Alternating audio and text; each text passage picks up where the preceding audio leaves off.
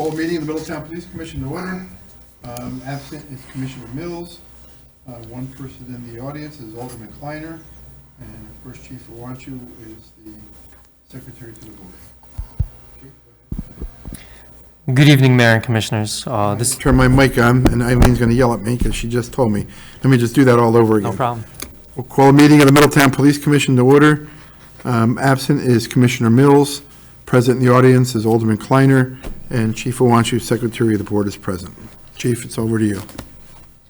Good evening, Mayor and Commissioners. In addition to our normal agenda this evening, we have some probationary interviews of police officers, 3 of those, and we have 2 police officer candidate interviews to conduct, which I'll request that we go into executive session at the end of the meeting to address those matters among some other personnel matters.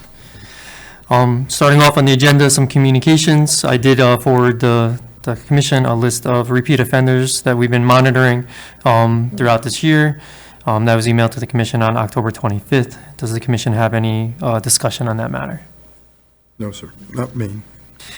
Moving into some old business.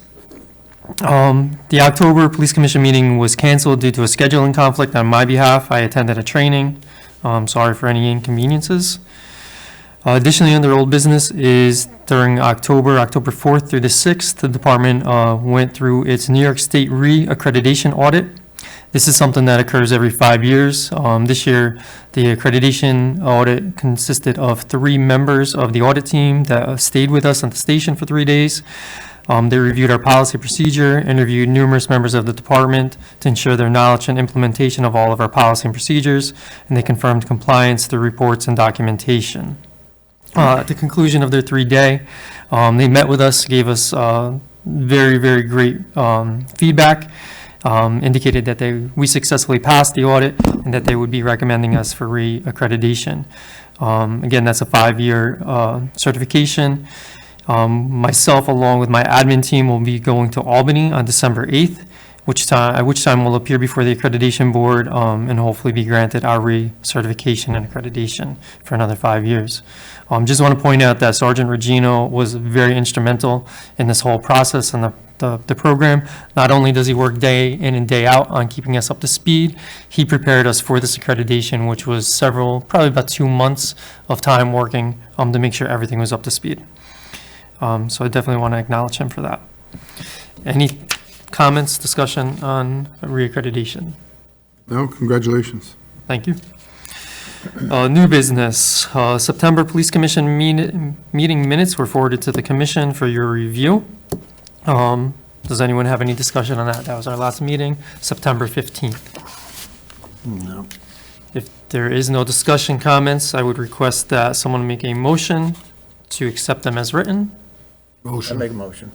I have a motion by Vignola, second by Rodriguez. All in favor? Aye. Aye. So carried. Moving into some statistics. The October statistics monthly report I forwarded to the Commission. Just to go over the highlights of that, there's a lot of information in that document. Again, that document is put on our website as well for public review. During the month of October, the department handled 3,048 calls for service, which was a 2% increase from over September. September, we handled 2,998 calls for service. Our Part 1 crimes for the month of October, we handled 50 Part 1 crimes. Out of those Part 1s, 15 fell in the violent category, 35 in the property category. In September, we had 49 Part 1 crimes. Part 2 crimes for the month of October, we handled 134 in comparison to 142 in September.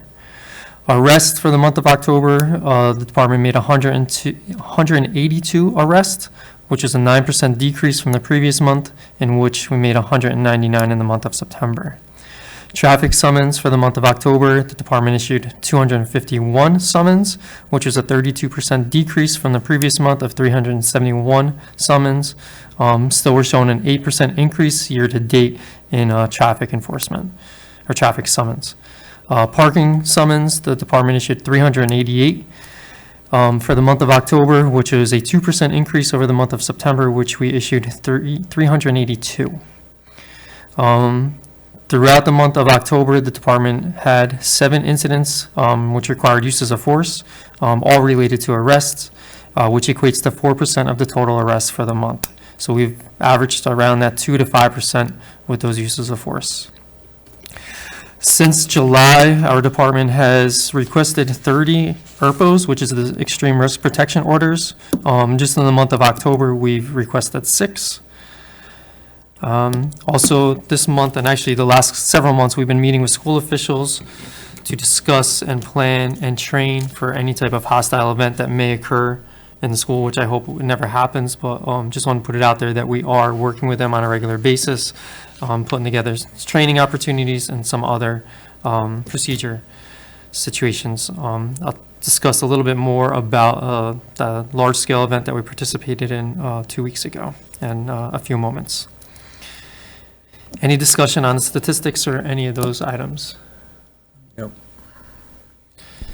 In regards to staffing, currently have 5 vacancies. We have currently 67 sworn personnel, budgeted for 72.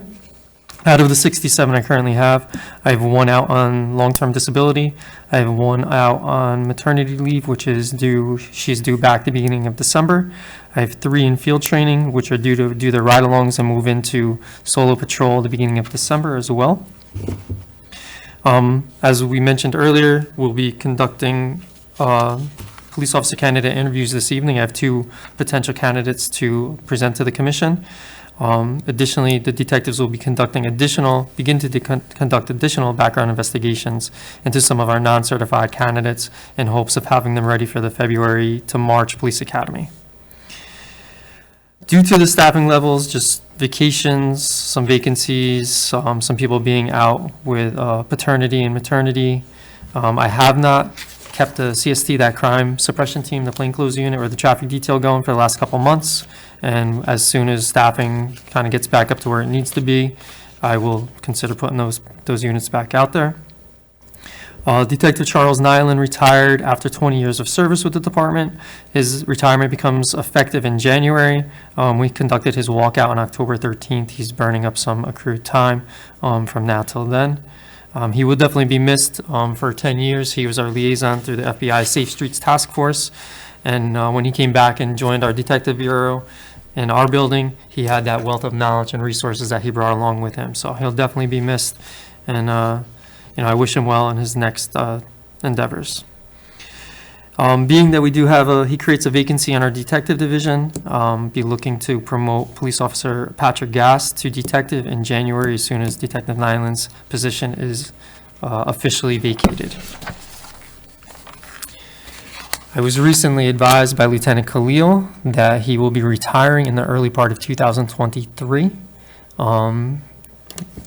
Looks like right now he's looking in the March-ish timeframe, give or take a little bit. It depends on some things that have to line up in his personal life. The department is participating in No Shave November, so if you do see the officers with beards, it is because they're participated in this program, and to partake in it, each officer would have to donate at least $100, and those proceeds will all go to the American Cancer Society, which is a great organization, and the department's done it for the last probably about 5 years, and they typically make a donation upwards of $2,000 to whatever the organization is. Police Officer Barone was awarded the 2020 New York State Police Officer of the Year Award on November 2nd. We hosted a ceremony here in Middletown at the Paramount that morning, in which Lieutenant Governor Delgado and the Department of Criminal Justice Commissioner Rosado were present and actually presented Officer Barone with that prestigious award. It was a great honor. I know the circumstances that led to it are not honorable, not memorable, but what Officer Barone did that day was very honorable, and he definitely deserved that recognition. I was very honored to be part of that. Any comments or discussions on any of those items? Chief, going back to lieutenant retiring, do we have an active lieutenants list?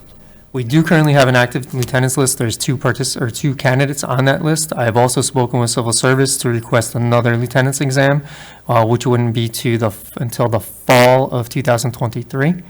Last time, some of those candidates didn't want to be on the... That's a possibility again this time, but they deferred last time, so we have to make that decision, or the commission has to make that decision, if they want to wait for another list, or if they want to give those participants an opportunity. Okay, so you would canvass? Civil service would canvass, and then depends on when Lieutenant Cleo leaves, whether or not the vacancy opens up sooner than later. And if it's close enough, it'd be my recommendation that we wait for the next exam to come out. But Agree. again, that would be up to the commission. Anything else, sir? Since our last meeting, again, that was September 15th, just going to read through some of the training that the department participated in. And this runs a gamut from myself down to the most junior person. Google for law enforcement investigations, Give Public Safety Symposium, quarterly firearms and reality-based training for the entire department, responding to major use of force or officer-involved shootings, New York Women in Law Enforcement Seminar, New York Section FBI National Academy Associates Chapter Training Conference, Standardized Field Sobriety Testing Instructor Course on Police Supervision, the New York State Association of Chiefs of Police Leadership Summit, International Association of Chiefs of Police Training Conference, the Complete Female Cop Training, the BOCES Active Shooter Exercise. I just want to touch on this real quick. This was a very large-scale exercise focused on multi-jurisdictional active shooter response. It was held on November 8th at the BOCES campus. I was part of the planning committee for several months leading up to it. We had about 183 participants that participated that day. Started with a training block in the Orange County 911 Center, and then it rolled over to an afternoon, actually live scenario exercise. For the amount of people, it went off very smooth. We learned a lot from it, and we hope to build on that experience and move forward. Middletown Police had 22 members participate that day, which I was very, very happy to have our personnel there. It's a great opportunity to learn in every aspect of the scenario. Who was the lead agency in charge? And that was actually Dwayne Lopez from BOCES. He's retired from the Sheriff's Department. He actually did the planning aspects of it. He took the lead role with it, but there was a committee that participated in that planning as well. So it wasn't like the Sheriff's Department, the State Police? Everybody had an active role, the sheriffs, the state police, and municipal police departments that chose to participate.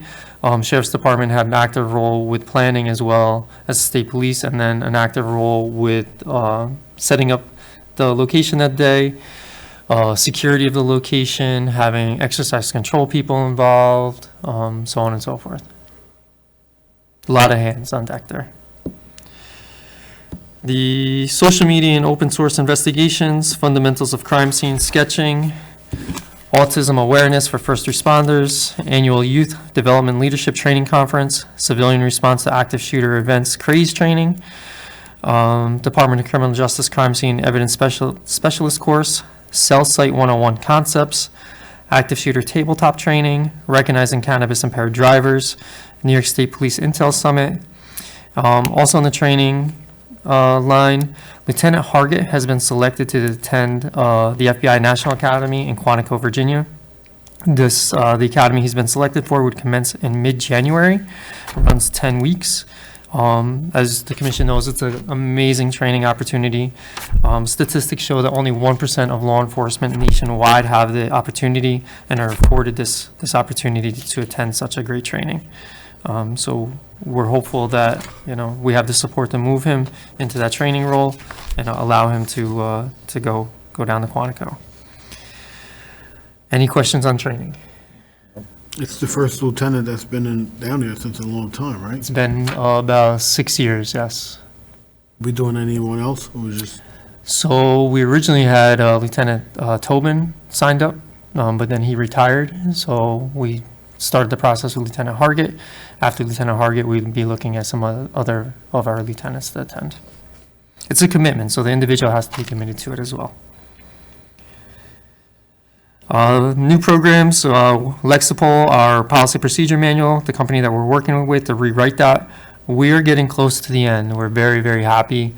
If all goes well, we have a few things to tie up, and we're hoping to be wrapped up by the beginning of the year. And once again, once we're wrapped up on our end, I'll be forwarding all those policies and procedures to the commission for your review and input. I'll work with the company to get you access to the actual drive, so I don't have to send them to you in an email, and you don't have to print them or do anything. You'll be able to look at them on the internet, which will be much easier for everyone. Ideally, when this is all done and approved and accepted, we'll be able to put our policy and procedures on our website. So it'd be easily accessible, and it'll be split between policies and procedures. Procedures will not be posted, policies will be posted. So nobody will have tactical information or how we actually do something, just the policy that drives those procedures. Any thoughts, discussion, comments? That come from the recommendation from the state? Yes, it does. Some policies have actually been mandated to be on now, and then that is definitely moving force to put our procedures or our policies out there for the public to look at. Community events. We have started our second leadership academy, our youth leadership academy, began October 18th. We have 25 students enrolled. This time we tried to stay with people around the same age, so it's from 15 to 18, where last time we had a few people that were a little bit younger. We realized having them together, they're at different levels in their life. So this time we tried to stay more in tune with that high school age group. I definitely have to give credit to Sergeant Welch and the SROs. They've done an outstanding job putting this program together. Once again, the SROs are very influential in actually identifying people in the school that would be best fit for the program, that may need a little bit more guidance in their life or looking for something additional. So they're very helpful, and we have 25 great young individuals from the community, both males and females, and it's very positive so far. Pop in.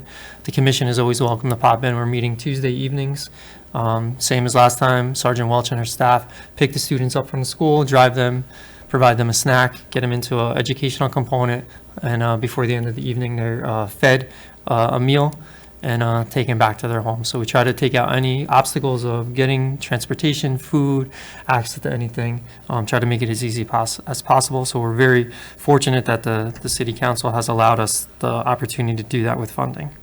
The city of Newburgh has an auxiliary police. Okay. I just saw something on their Facebook, like reaching out, I think it's high school, college kids.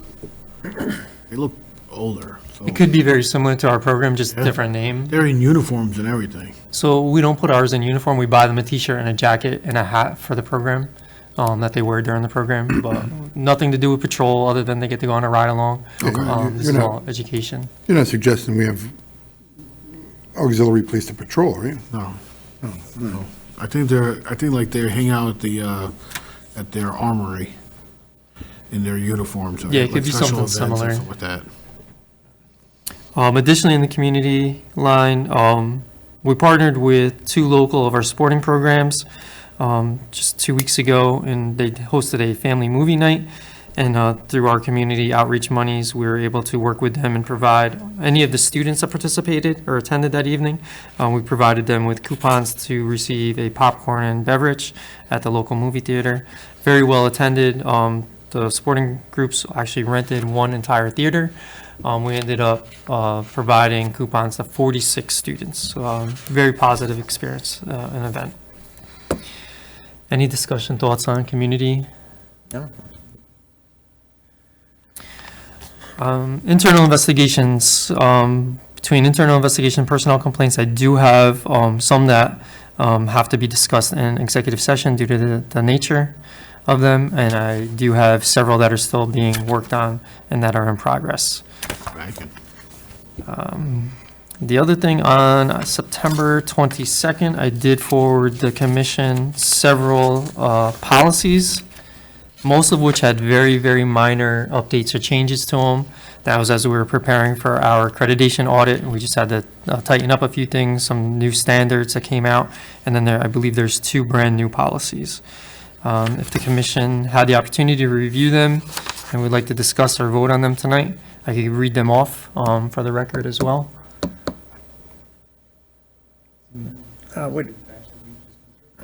So we had our meeting on the 15th. I emailed them on the 22nd. Okay, for the new ones. So it's up to the commission. You want to vote on them? You want Yeah, I'm fine with voting. Yeah, me Okay. too.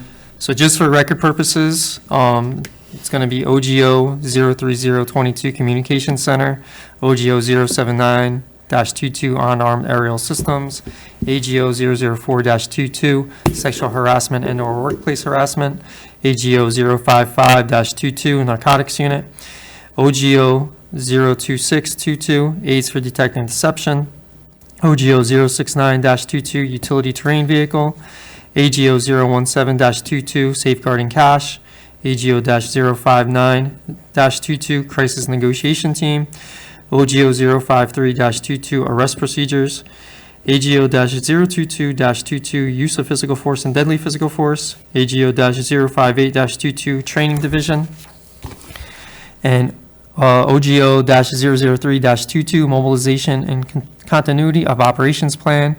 And the last one is AGO-21-22 Non-Agency Property and Evidence. Would the commission like to discuss any of them individually? No, I'm good. If the commission desires, can I have a motion to accept them as written, the changes? So moved. So moved. Have a second? Second. All in favor? Aye. So moved, thank you.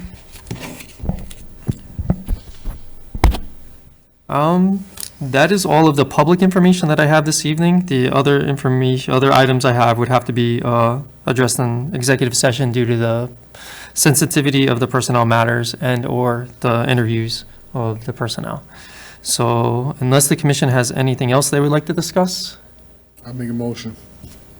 I second it. it looks like we have a question from the audience. Go ahead, Jerry. Come up to the mic, though, so Eileen doesn't yell at us.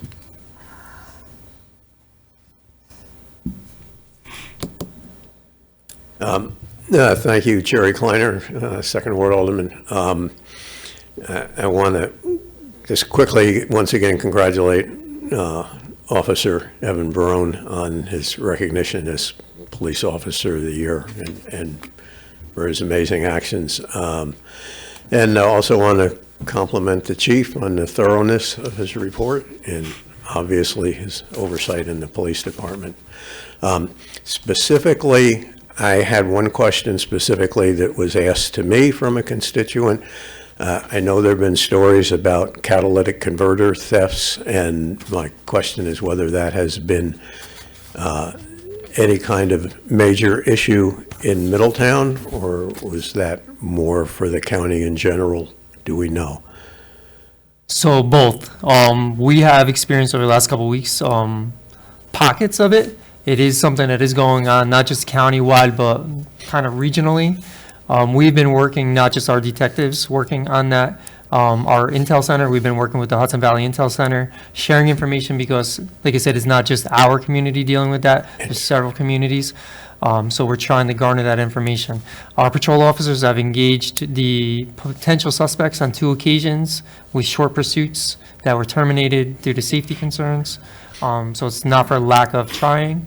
I've spoken with some residents in regards to it.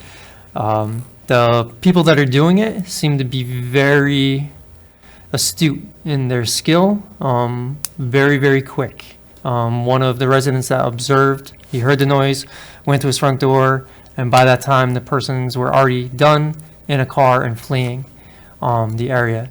So it is something we are keenly aware of. We have put out special patrols trying to address it. We put them out in unmarked cars sporadically, seeing if we could get some leads or just get lucky enough to come across someone. But right now, it is still in the investigative stages. I have nothing that I could put out to say it's a specific make, model, location, time, date. It's so random and sporadic right now, which makes it difficult for us Yeah. to really get a hold of. Okay, thank you. And my last comment on using the microphones, I know I brought that up to Eileen and other people, but what I'm doing is relaying comments I get from constituents and residents who watch the meetings and then lose track when people don't use the microphone. So that wasn't just coming from me, that was coming from a lot of people who bring it up to me. So, Understood. thank you for anyone who does use them. And just to follow up on the catalytic converters, like, I encourage all of our residents to be vigilant, pay attention. If they hear something, see something, please call us, when they do see or hear that. It's a lot better for us to come and investigate something at the time rather than try to catch up later. And, many of our residents do have cameras, and we do appreciate that. And most everybody's very, helpful in providing us access, when there's some type of an incident in their area. So we definitely appreciate that. So it's just being done, a car just drives up, people get out, get under the car, clip and go, is that? That's what that's what we have thus far. Very quick. Seems to be two individuals come in, they go under the car, they seem to know what they're doing, what they're looking for, and they're gone. They're gone. Certain models, the catalytic converters are worth more money. So like, I know the Toyota Prius, they're worth a lot more. So they target those cars, and they're really easy to get to. Like, if you lift it up this much, you can reach your hand and get in there. And with a Sawzall, you have to clip two sides and you're out. Or Prius and any others that people should be? Mazda, Prius, Hondas, they're original. They have to be original catalytic converters. Okay. We haven't identified a specific maker model that we're seeing. We're seeing random stuff. Right. Yeah. I can tell you because when I do, my business does catalytic converters, the amount of money it's crazy in that business. Okay, thank you very much. Thank you. Thank you, sir. Eileen, is there anyone online that would have a comment or question for us? Not at this time. Okay, we're going to go into executive session. A motion was made by, Myself. second by. I second. All in favor? Aye. We'll move into executive session at 5:07 PM for the purpose of personnel matters. Please be advised this ends the public portion of today's meeting. Thank you.